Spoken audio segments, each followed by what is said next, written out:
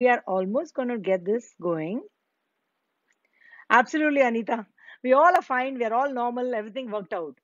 Looks like I was able to join. I was able to add my co-host Deepma. She in another minute or so. Guys, keep sending us your comments. Keep sending us your questions. Keep asking us questions about.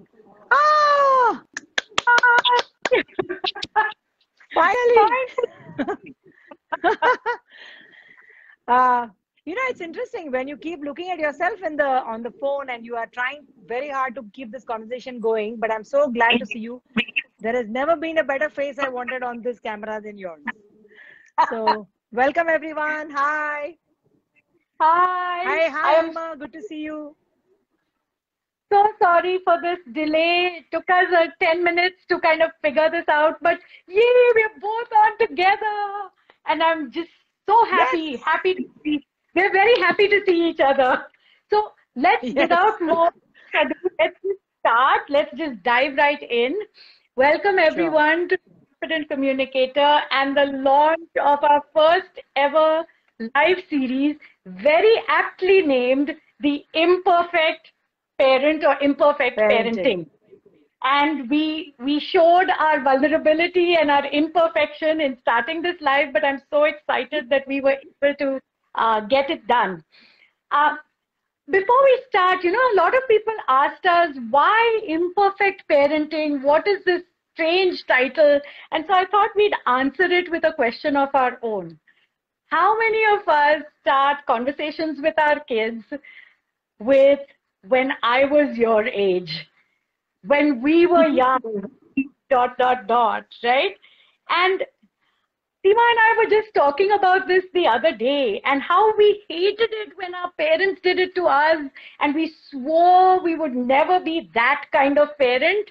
And then we hear it coming out of our mouths as well. And we thought that it was probably because we feel the pressure of being perfect all the time. And so we have to portray that to our children, right? That, I we expect. I We were remember perfect. when I remember when I was growing up, and I was a little bit of a lazy person in the morning. Getting up early was hard for me, and I remember my dad telling me every single day, when I was your age, I used to get up at 5 in the morning, walk 3 kilometers, pick up milk for the family, come back 3 more kilometers, and look at you, you can't even wake up at 7. So I used to have this image of my mom and dad as these really perfect people. They knew all the answers. They knew they were able to get up on time. They were hardworking. There was something so amazing that they could be at no fault. But as I started growing up, I realized that that's not really true. There are a lot of imperfections that are hidden, and parents are great at hiding those imperfections. And I remember having this conversation with my daughter, who was 7 years old, and she was trying to learn how to cycle, and she kept falling down. And after about a couple of falls, she said, "You know what? I'm not doing this. This is not fun for me. I'm not doing this." And at that point, I realized this is my opportunity to show her how imperfect I am as a parent. So I told her that when I was your age, around 7, 8 years of age, when I started cycling myself, I fell down 27 times. And after 27 times of falling down, I eventually learned how to ride a bicycle. She said, "Why would you fall down for 27 times?" I said, "Let me show you my scars." And I showed her all my scars on my legs and said, "This is the result of me falling down 27 times. But the 28th time, I was able to ride." So it's okay to fall, it's okay to be imperfect. And I wanted to normalize that in my house. And I think that that's been an absolutely something that I want to talk about a lot with other parents. Nobody's Yeah. perfect. Parents are not perfect. We hide it really well, right? Oh my God. And how much have we screwed up as parents of adult kids now who are, getting ready to fly the nest, and also as uh, founders and trainers at the Confident Communicator, where we've talked to thousands of parents, and their biggest, most parents' biggest insecurities. Okay, I want to invite our guests to tell us what their biggest insecurity as a parent is. And while we do that, I want to also talk about, while we wait for your answers, uh, I want to talk about a really fun video that we have for you guys called Ace Every Exam, or Ace Your Exams in Life. And that's about reprogramming your subconscious mind and reprogramming your mindset to get into a growth mindset, which Seema will talk about in just a little bit. But please go and click on the link in the live. I'll just go ahead and put it in just some time. Click on that and you will be able to claim your free video. In the meanwhile, let me see if any of you have responded. Well, you know what, Deepa? Children will know the perfect solution to such glitches. How true is that? So true. That's wonderful. The 3,000 students that we have taught, and the 6,000 parents that we have met, I know that there is one question that most Indian parents have. We suffer from this little bit the most. I think we and probably the Chinese parents, but the Indian parents suffer from this the most, where one of the biggest stress factors for us is how will our children do in their exams, what grades they will get, and eventually what college they will go to, and how will they turn out in their life. I mean, that's a standard, but especially for Indian parents, we have this issue of grades and scores and stuff like that, which is why we thought, let's create an interesting video, which Deepa talked about, which is Ace Every Exam. I mean, we would love our children to ace every exam, of course, but there is a process to actually getting to the point where you organize yourself to ace every exam. So that video is all about that, and we would like that you guys sign in, claim that video. It's a free video for all of you to see, and tell us what you thought about it. But any responses, any questions? Not so yet. Your story though, Seema, reminded me of, your story of the cycling, where you had to fall 27 times to finally learn how to cycle. And I think that's what it is, right? Our failures and our vulnerabilities will teach our children so much more than our successes. Right? Yeah. And I remember this once when my son, when he was, I think, 4 or 5 years old, and he said, I reminded him of a police officer because, and I was just thinking, what? Why do you think I'm a policeman? And I think it's because we're just barking out instructions to our children all the time, and we forget that they are hearing those instructions and they're getting affected by them, maybe getting anxious by them. So I wanted to ask you a question, Seema. It's like, how do we give our children instructions, and maybe how can we kind of become a little bit more mindful about how we instruct and talk to our kids? Yeah, I think you made a very pertinent point when you said that your son thought you were a police officer, which means that there is a sense of authority, there is a sense of speaking down at somebody, and I think that's the one thing we don't need to make our children feel. I think it's in the ideal world, we want our children to be safe, to feel safe, and to feel cherished. So when we have a conversation with our children, it doesn't have to be in an instruction form. It has to be more in a dialogue method. Let's have a conversation. Let's have a dialogue. For example, when a child just comes back home from a very long and maybe a tough day from school, the first question we want to ask them is, there was a test today. How did you do in your test? How many marks did you get? Instead, if we create, an environment where we, make them feel non-threatened, we kind of create an environment of safety and where we cherish them completely. Like, hey, who did you have lunch with today? Or who did you sit next to in school today? Let's ask those kind of questions so that then we can have those interesting and fascinating conversations. Then the child will feel more relaxed and they'll be able to have a conversation with you, which is not an instruction, but more of a dialogue. Absolutely. I so agree, because, someone once said, and I really thought that was amazing, is that some of these offhand comments that we make to our children, right, that becomes the story of their life.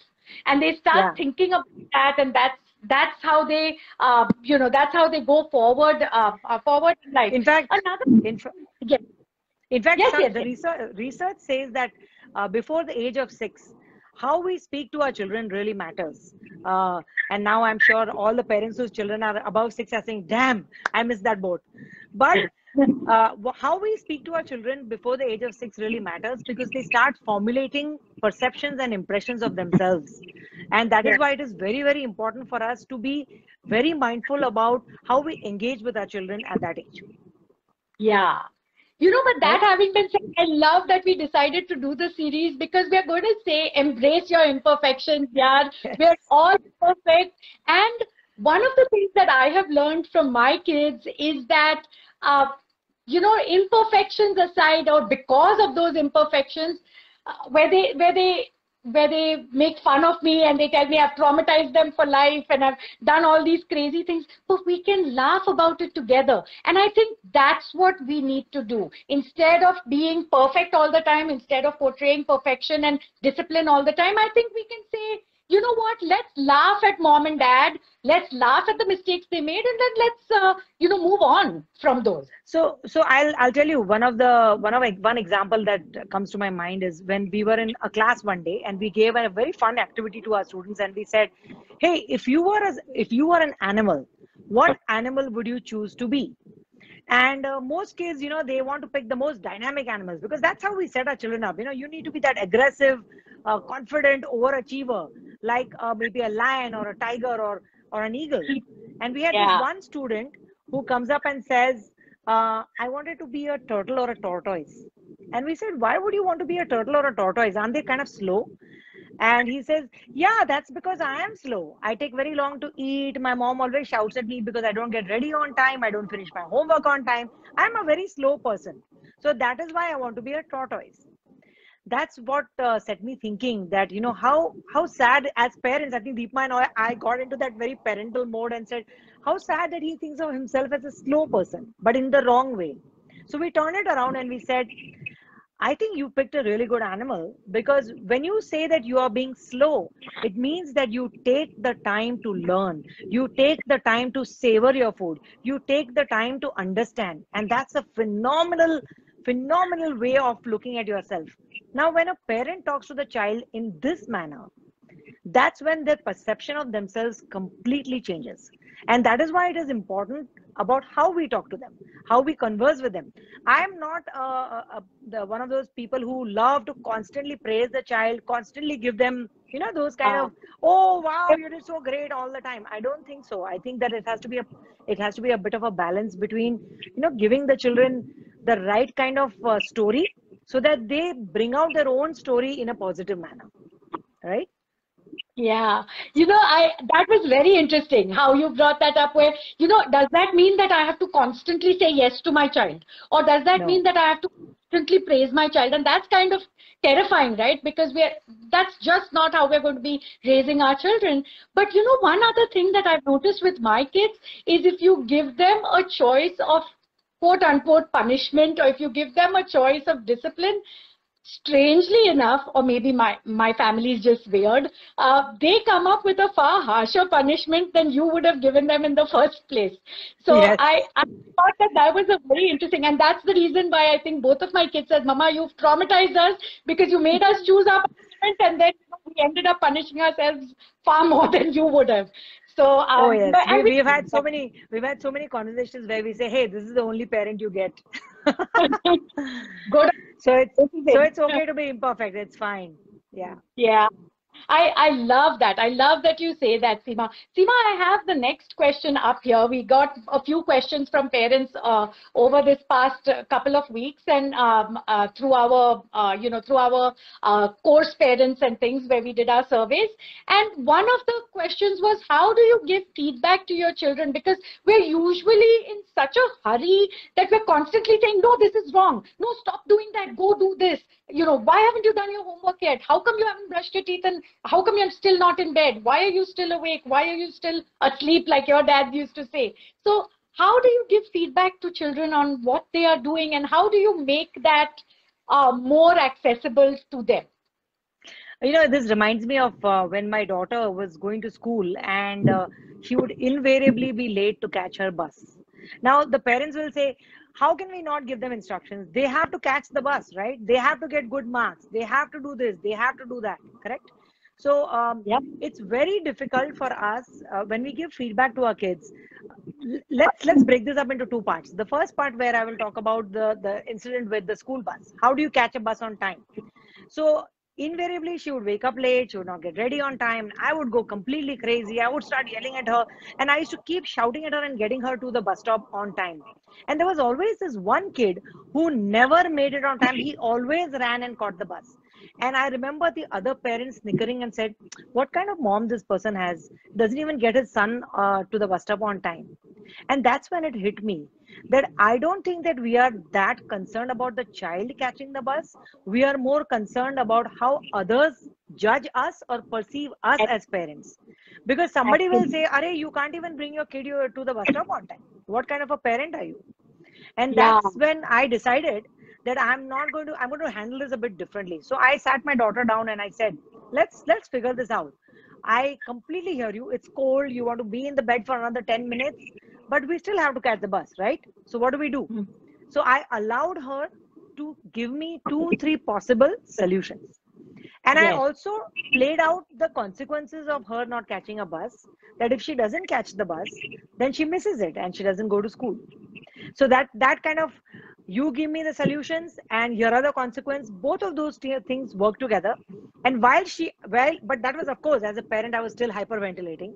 So I Yeah. decided that that was the time of the day when I will be doing some of my writing. I love writing, so I sat down and started a movement called morning musings, and I've written a bunch of my morning experiences, and that calmed me down and allowed my daughter to come up with a solution herself and allowed her to be in charge of her own life.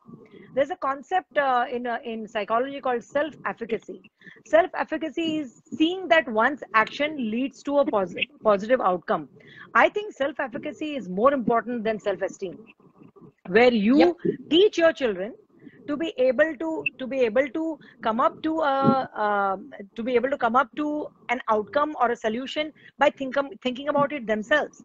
Another example I can give you is that when my kids wanted a dog really badly, usually they don't get their work done on time and all, but they wanted a dog really badly. So I said, "Listen, I'm not interested in looking for a dog for you. You have to figure this out." So they created the plan. They contacted the people who were giving up dogs for adoption. They set up the meeting. They did everything. So when they want to do something that they really, really enjoy, they will work really hard to get it, right? So we have to allow our children to be part of the process of decision making, the part of thinking, all of those things. And I think that's one way of giving feedback. Second thing is, I think we have to change the perception of feedback. I mean, what do you think of PTMs? When a kid has to go to school and the teacher is sitting over there and kind of listing out all the things that the child is doing wrong. I don't think that's the way feedback should be doled out. What do you think? I think so too, because I remember every PTM that we went to, I would have either my son or my daughter, depending on what teacher was sitting inside the room at that point, would say, "Don't listen to anything she says, okay? She's lying. She's not telling the truth. Mama, I'm not, don't believe everything she says." And I would feel really bad because that would be the day that we would come back feeling really bad about how we had raised our children or how our children were doing in class.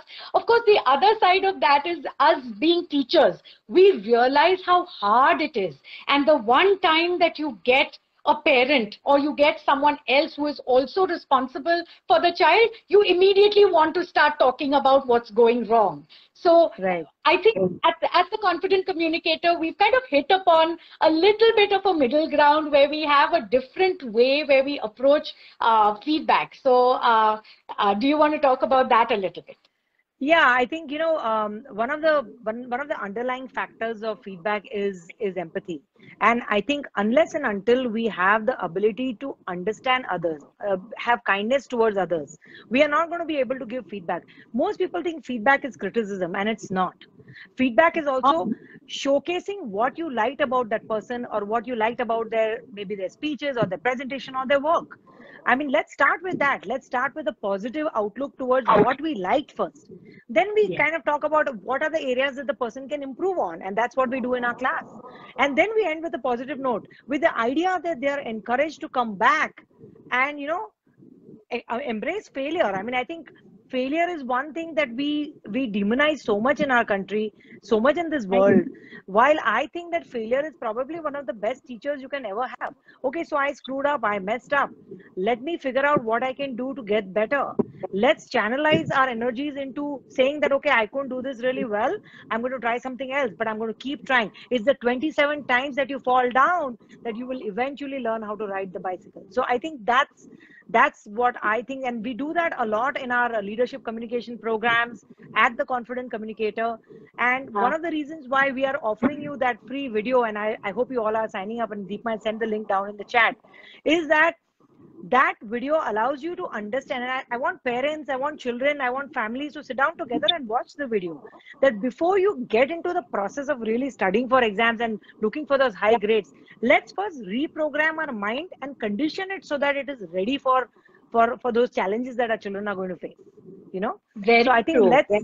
so those are the things that I wanted to talk about as feedback is concerned.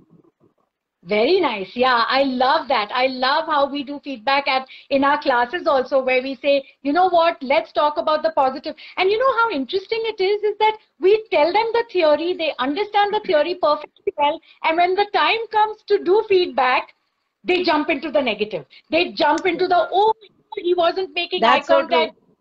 She didn't prepare her speech well. She didn't practice her speech well. And we say, hello, we just talked about how we are going to do positive feedback first, right? And Yeah. that brings me to, you know, why do we love grandparents so much? Why do our children get so attached and attracted to their grandparents? And I think it's twofold. One of it is obviously, at least where my parents are concerned, they're more than happy to share all of my failures with my children, everything that I do. So automatically, my kids are very enthusiastic, because every time I start that sentence, like we said, with when I was young or when I was little, you know, I did such and such, and they'd be like, wait, let's call the grandparents and check, you know, if that's true or not. So I think that's that the grandparents are able to humanize us as parents, humanize us for our children as parents, and our children are able to accept us so much better because they know that, hey, mom's not perfect, dad's not perfect. So I'm wondering, how can we bring a little bit of that energy that grandparents bring out and use that to help us to engage with our children?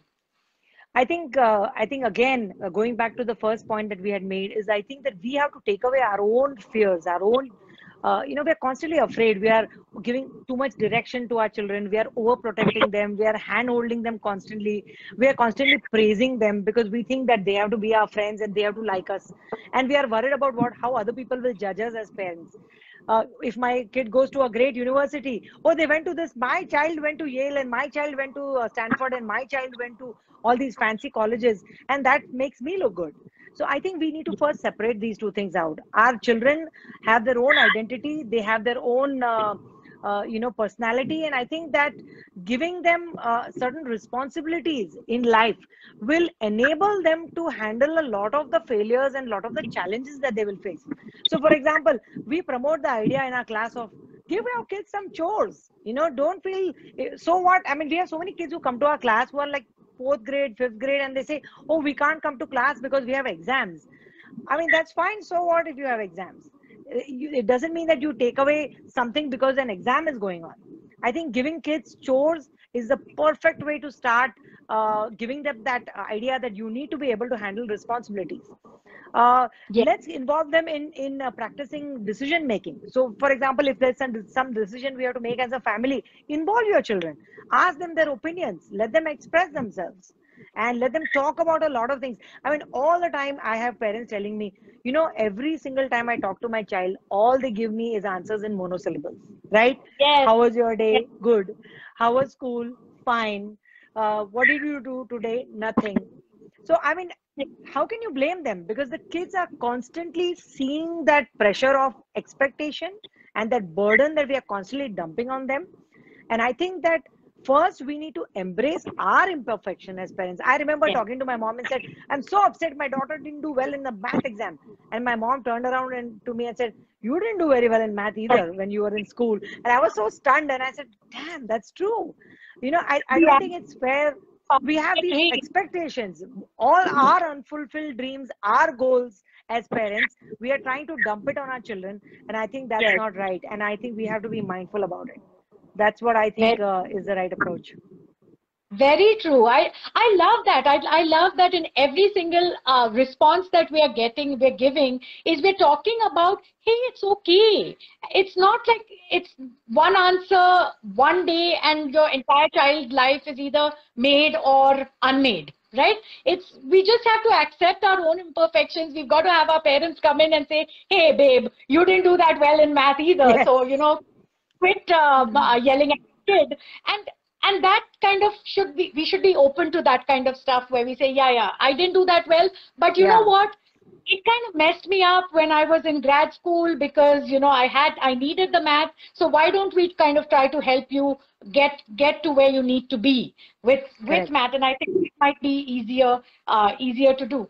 So Seema, I think my last question, if our viewers don't have any questions, my last question for today is, how do we encourage our kids' creativity? Do we even do that, or do we just say, let's do the structured 7 subjects, get 100 out of 100 in every subject. If you get 95, then it's not okay.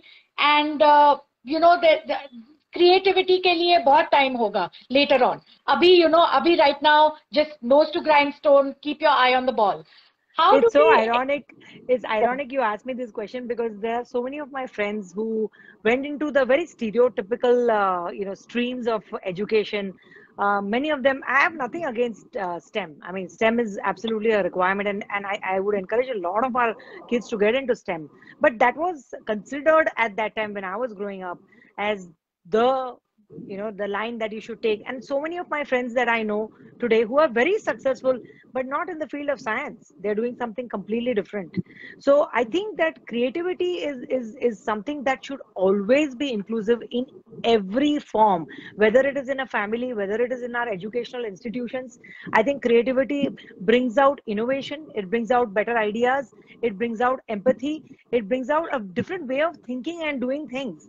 And I think that it would be wrong, and I know that we include like art and music and all into our schools, but that's it. I don't think it stops there.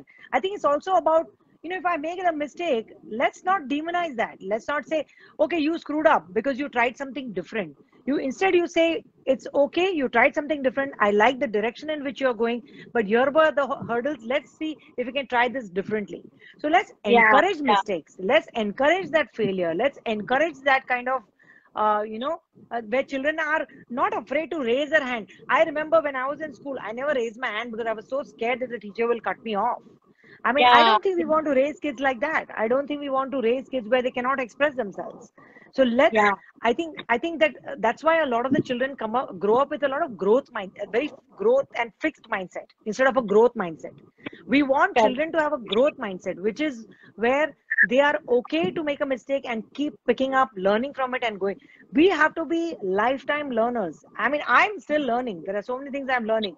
But if I'm constantly told that I'm wrong and I'm put down all the time, I'm not going to be encouraged to learn and encouraged to think differently. That's why creativity is critical in our education system and even in our families. We should allow I that to happen, I think. I so agree with you. I was just reminded of taking risks, right? Taking Yeah, risks and being yeah, willing to be wrong. So very I true. was just baking with my daughter, with my older one, and we were baking, and we ended up having just one. We just had baking powder, I think, and we didn't have baking soda. And so we Googled it, and she's a chemistry student, so she knew the difference between one is bicarbonate and one is carbonate or whatever, sodium bicarbonate and carbonate. And we just looked at each other and we said, but we just have this one, and it was in the night, so the stores were closed thanks to COVID restrictions. And we said, should we just double the amount of baking soda and see what happens? And we did that. Oh, that was one horrid experiment, I can tell you that. But we were willing to take the risk, and we were willing to say, I don't know, and go ahead and see what happens to it. And I remember some of the older people in our family looking at us and saying, are you crazy? You wasted so much atta, and you wasted so much sugar, and you wasted so much oil. But I think an important lesson that she learned from that was, hey, you know what? Try it out. She'll never double the amount of baking soda ever again. And that was a great lesson to Exactly. learn. Instead of learning. Exactly. Absolutely. And I think that's what we need to encourage. And I think we worry about very silly things like, oh, atta is getting wasted and all that. But I think look at the learning, look at the bonding that happens between a parent and a child when we allow these kind of flaws and mistakes to happen. So you know what? Oh, Chill. Let's be an yeah. imperfect parent. I think we have a question in our chat, Deepa. Yeah, I think Suraj is asking, I have a Huh. question. How serious should a parent be about disciplining a child? Ah, this is an interesting one. Beyond academics, how much should we stretch the expectations? This is sort of what I was talking about earlier. When we give our children chores at a very early stage of their life, you know, you got to make your bed every day. You got to take the dishes and put it in the sink. You've got to help with some chores in the house. I think that once we start doing that with our kids, the discipline automatically falls in place. So I think, you know, academics is important. I'm not saying it is not important, but it's about how we teach our children the concept of self-efficacy, which I talked about earlier also, which means that we need to integrate that belief in their own ability to be having successful outcomes at anything that they do. How do we create that sense of or that belief of self-efficacy in our kids? And one of the ways Yeah, to do that is through giving them responsibility. So yeah, the question was about how do you discipline them beyond academics? I think all of these things fall in place when a child is.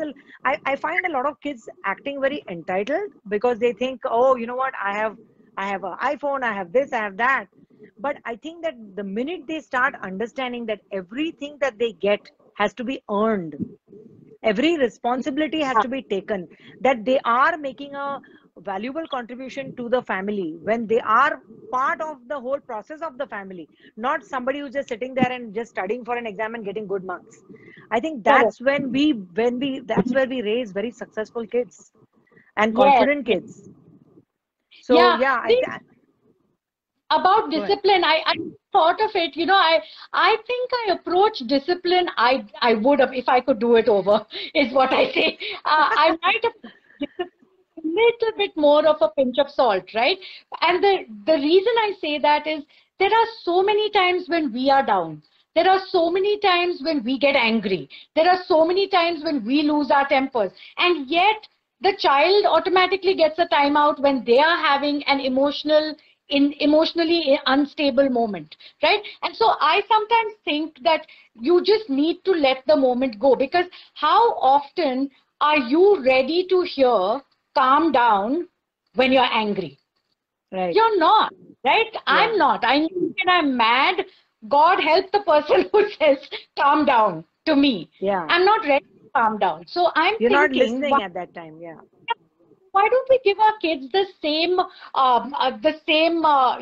yardstick, and say, hey, wait a day, and maybe the next day say, what happened yesterday, like, was that the right way to deal with the situation, and kind of go from there. Because I remember, even where like Suraj was asking about academics, even when they do poorly in their exams and stuff, once they're done with that grief of having done poorly, and once they've already started beating themselves up, right from the time they got the marks in their hand, right? When they come home and look forward to more beating from us, verbally or otherwise, it's so hard on them. So I would say, Yeah. wait and say, what could we do differently now? What's done is done. Leave it. It's gone. It's over. No, I told you so's. Let's say, okay, chalo, from next time, what can we do? Let's come up with 3 different things that we would do that we didn't do last time, and let's see if that works. Let's see if it helps change the outcome. And Yeah. In fact, it reminds me. well, it It, helps. it reminds me of an incident that happened in class just a couple of weeks ago, where we had one student who was not getting his we assign a speech to a child to come and deliver in the class, and he forgot to do the speech, and his mom sends me a very quick message saying, hey, you know what, he's not done his work, so I'm washing my hands of it, he has to take responsibility for this. And I told her, it is not your responsibility to remind him, it is our responsibility to make sure he gets his work done. When he came to class, the easiest thing for us to do was to shame him and say, hey, why haven't you done your speech? And, everybody has done the speech. Why haven't you done the speech? So instead of doing that, what we said is, okay, so looks like you haven't done the speech. So we have a special assignment for you. We are going to make you the person who is going to give feedback to all the 10 kids in the class. So the guy felt that, oh, wow, I've been given a cool job. I just have to judge other people. Yeah. Right? He thought that he has to just judge everybody else. And, the speeches started. By the time the 10th speech was done, he was exhausted because it was not as easy as he thought it would be. And of course, the next time he came ready and prepared with his speech. So what happens is that I think we should take away the concept of when a person screws up or messes up. If a child messes up, let's take away the shame factor of it. Let's not shame our children. Let's make them vested into the decision of, okay, I didn't do my work, but I am definitely going to do it. We never told him at any point that you should do your speech for the next time, but he came prepared the next time. And that's exactly the point. I think you have to use very creative and clever ways of, involving your kids in doing the right thing, or disciplining them for that matter. Right? Yeah. I love that question. Thank you so much, Suraj. Thanks for that question. And I think, how are we doing with time? Are we doing okay? Actually, we are almost at the end. We were supposed to end at 5:45 and it's already 5:52, but that's probably because we started a little later. Yeah. But this was a lot of fun, and I hope that a lot of parents feel that they don't have to be perfect parents. We all mess up, but that's why this session is here, so that we can have these kind of conversations. Feel free to reach out to us. In fact, go ahead and use that free video that we have. I think Deepa is going to probably post it again on the chat. Go ahead and see the video. Try to understand why reprogramming your mind is important when you want to ace anything in your life. And we'll keep talking. Keep sending us your questions. We are at theconfidentcommunicator.in. We love children. We love empowering children. And it's something that we've been doing for 8 years. So I'm so happy that you guys are on board with us. Thank you so much for watching. And please embrace your imperfections. That's what makes you unique. And it's your unique that makes you perfect. So you're the only parents your kids are going to have. So embrace that imperfection and laugh about it with your children. We had a great time today, and we hope you join us again and again as we have more and more of these lives. We promise we'll get all of the technical stuff sorted out beforehand. Before next time. Thank you so much. Thank you. Thank you, everyone. Bye.